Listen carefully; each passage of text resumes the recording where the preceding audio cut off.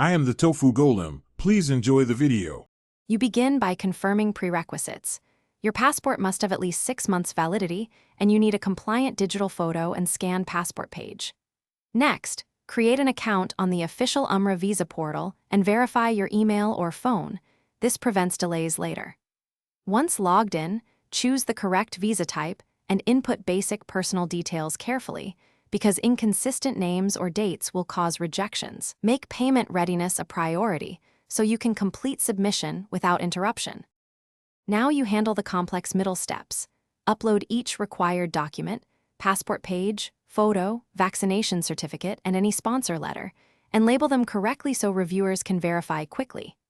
Make sure travel dates and accommodation details match your tickets and bookings, since discrepancies trigger manual review. Once done, opt into SMS or email status alerts and review the application summary line by line to correct typos. Small errors are the most common reason for delays, so double-check names, numbers, and dates before you submit. You finish by submitting the application, saving the confirmation/reference number, and noting any estimated processing time. This number is essential for follow-up.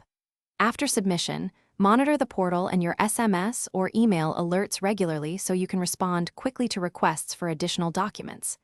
If your application is rejected or delayed, read the rejection reason carefully, correct only the flagged items, and resubmit.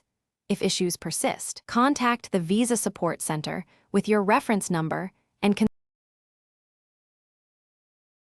Thanks for watching. Consider subscribing if we helped you today.